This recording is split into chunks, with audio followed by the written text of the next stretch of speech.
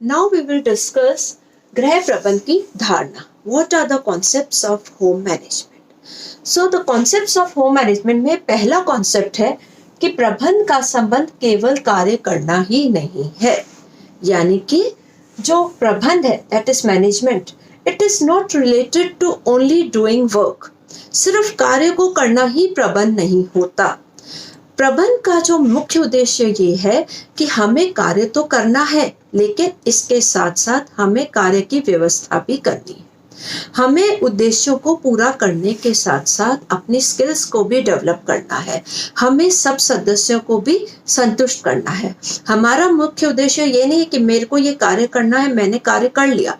नहीं, मुझे उस कार्य को करने में जो मैंने साधन है उनको कितना बचाया, इन सीमित साधनों का किस तरह से मैंने सदुपयोग किया, ये मेरा मेन उद्देश्य है. सिर्फ काम हो गया तो हम कहें कि अरे मेरे तो ये काम था, मैंने कर लिया, अब मेरा होम मैनेजमेंट अच्छा हो गया क्योंकि मुझे अपना वो दिख रहा है कि मैंने जो चाहा था वो प्राप्त कर लिया. लेकिन आपने उसको कैसे प्राप्त किया? कहीं ऐसा तो नहीं कि आपने बहुत टाइम वेस्ट किया, आपने बहुत एनर्जी वेस्ट की, आपके जो दूसरे सदस्य हैं वो संतुष्ट नहीं है. तो ये सब हमें बहुत ज़्यादा ध्यान में रखना है. बिकॉज एक ये हम कह सकते हैं कि इट्स अ यूनिवर्सल, सर्वव्यापी है, सब इससे संबंधित हैं. हम सिर्फ इससे संबंधित नहीं है कि मैंने अपना एक गोल बना लिया कि मुझे ये करना है और मैंने उसको किसी भी तरह प्राप्त कर लिया, लेकिन मैंने बाद में देखा कि अरे ये तो मैंने इसको 4 घंटे में किया, मैं इसको 2 घंटे में भी कर सकती थी, या मैंने इतने पैसे खर्च किए, मैं इसको कम पैसे में भी कर सकती थी.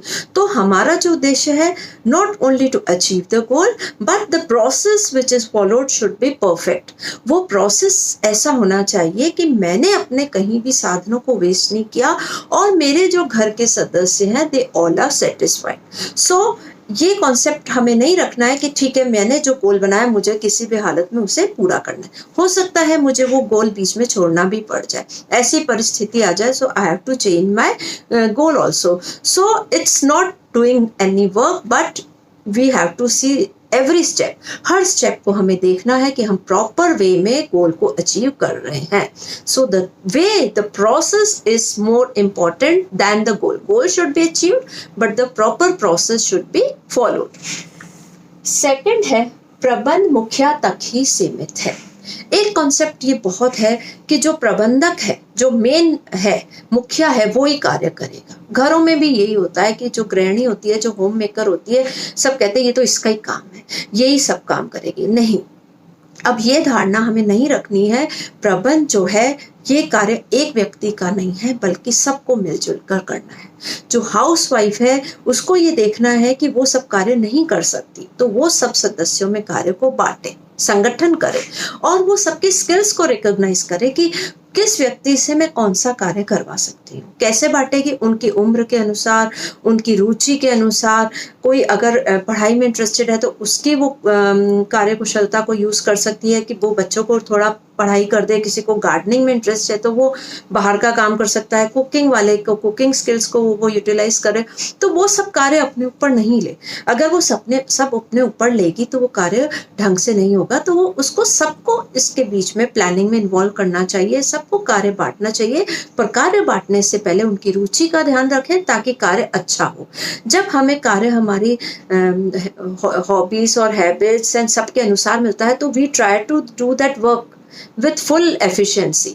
हमें अच्छा लगता है उस कार्य को करना. तो ये कॉन्सेप्ट गलत है कि सिर्फ मुखिया ही कार्य करेगा. कार्य सबको मिलजुल कर करना है क्योंकि परिवार में हम सब मिलजुल कर एक साथ रहते हैं तो सबकी अपने अपने उत्तरदायित्व, रिस्पॉन्सिबिलिटीज होनी चाहिए. देन द थर्ड इज प्रबंधक प्रतिभाशाली जन्म से नहीं वरन प्रशिक्षण से बनते हैं. दैट मीन्स जो मैनेजर है, जो होम मैनेजर है, वो जन्म से नहीं होते. They are not born with this qualities, लेकिन वो ट्रेनिंग से प्रतिभाशाली बनता है. लेकिन लोगों में क्या कॉन्सेप्ट आ रही है, तो पैदा ही हुआ होगा, उसमें तो पैदा होते ही क्वालिटी साइड. नहीं, हमारे अंदर कोई भी क्वालिटी पैदा होते हुए नहीं आती, हम इसको सीखते हैं. आप नई नई चीज को ट्राई करेंगे तो आप धीरे धीरे देखेंगे कि आप उसमें परफेक्ट होते जाएंगे। कोई भी हम काम शुरू करते हैं, अगर किसी ने पहले शुरुआत में चाकू से, नाइफ से कोई छीलना शुरू किया तो उससे नहीं, पीलर का एग्जांपल हम ले लें तो एवरीबॉडी नोस कि पीलर को शुरुआत में हमें छीलने में दिक्कत होती थी, लेकिन धीरे धीरे प्रैक्टिस की वजह से हम फटाफट आलू छील लेते हैं। तो with efforts, with training, the person becomes perfect. कोई पैदा होके क्वालिटीज नहीं लाता, लेकिन हम जैसे जैसे कार्य को करते हैं हम उसमें परफेक्ट होते जाते हैं। दूसरा एग्जाम्पल है कि नई नई शादी हुई है, कोई गृहिणी अपना घर बसाती है तो उसको कार्य करना नहीं आता, लेकिन आजकल हम देखते हैं कुकिंग नहीं आती, लेकिन यूट्यूब से नई नई रेसिपीज देख के ट्रायल मेथड से चलता जाता है और धीरे धीरे वो व्यक्ति उस वक्त में परफेक्ट हो जाता है। तो दैट मीन्स प्रशिक्षण से, ट्रेनिंग से, क्लासेस ज्वाइन करके कुकिंग की, या अलग अलग हम ये देखते हैं आजकल अलग अलग स्कीम्स क्लासेस चलती हैं, हम उसको ज्वाइन करके डिफरेंट कोर्सेज करके हम परफेक्ट हो सकते हैं। तो this with time and with experience and with training हमें अच्छा प्रबंध आ जाता है। Then the fourth point is, लक्ष्यों को प्राप्त करना ही प्रबंध नहीं है। प्रबंध is not only to achieve the goals. वो जैसे हमने पहले भी डिस्कस किया है कि कई लोगों में ये धारणा आती है कि बस मेरा गोल पूरा हो गया, मेरा प्रबंध हो गया। नहीं, गोल को पूरा करना ही प्रबंध नहीं है, बल्कि हमें ये देखना है कि जो लास्ट इंपॉर्टेंट चीज होम मैनेजमेंट की हमने जो पढ़ी थी वो है satisfaction and saving of resources. तो ये दोनों चीजों को ध्यान में रखना है कि जो सब सदस्य हैं वो संतुष्ट तो हैं, ये नहीं कि वो कह रहे हैं कि अरे ये प्रबंध तो अच्छा हो गया लेकिन मेरी तो इच्छाओं को ही नहीं ध्यान में रखा। तो हर सदस्य को संतुष्ट होना जरूरी है। और हमें ये भी देखना है कि कोई इमरजेंसी आती है तो हम अपना गोल भी चेंज करें, हमें उसके अकॉर्डिंगली अपनी प्लानिंग बीच में चेंज करनी पड़ती है। तो बहुत सी बातों को ध्यान रखना है कि सिर्फ ये नहीं कि एक लक्ष्य को लेके हम शुरू हो गए कि बस मेरा तो अब ये लक्ष्य है, मैं यही काम करूंगी। नहीं, हमें परिस्थिति के अनुसार भी अपने लक्ष्यों को बदलना पड़ सकता है। देन द लास्ट इज, प्रबंध व्यवस्था लचीली होनी चाहिए। Your management process should be flexible. That means हमने अपना लक्ष्य बना लिया, हमने अपनी प्लानिंग कर ली, हम उसके अकॉर्डिंग कार्य कर रहे हैं, लेकिन अगर कोई ऐसी परिस्थिति आ जाती है तो हमें कई बार अपना प्रबंध, अपना गोल चेंज करना पड़ सकता है। हमने पैसे जोड़े हैं कि मैं ये पैसों से अपनी बच्चे की शादी करूंगा या उसको फर्दर स्टडीज के लिए बाहर भेजूंगा, लेकिन बाय चांस ऐसी इमरजेंसी आ गई कि परिवार में कोई एकदम से बीमार हो गया, एक्सीडेंट हो गया, तो अब हम उस पैसे को पहले वहां पर यूज करेंगे। दैट मीन्स हमने जो पहले भी डिस्कस किया था, present is more important then future, because future जो है वो अनिश्चित है। हमें अभी अपने फ्यूचर की कोई पता नहीं कि क्या होगा, लेकिन हम प्रेजेंट में जी रहे हैं। तो sometimes we have to change your goal according to some emergency. कोई ऐसी परिस्थिति आ जाती है कि मुझे कई बार अपने जो गोल हैं उनको बदलना पड़ सकता है। तो ये आपने देखा, जो गृह प्रबंध की कुछ धारणाएं हैं, इनको हमें देखना है, ध्यान रखना है और इसके अकॉर्डिंग चल के ही हमें अच्छा गृह प्रबंध करना है। एक बात हमें और भी ध्यान में रखनी है गृह प्रबंध में, कि गृह प्रबंध जो है इट इज यूनिवर्सल, सर्वव्यापी है।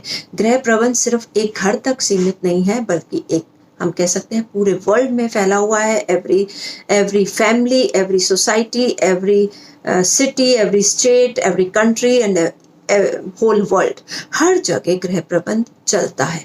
और इस गृह प्रबंध की वजह से ही जो परिवार है वो अपने उद्देश्यों की प्राप्ति करते हैं।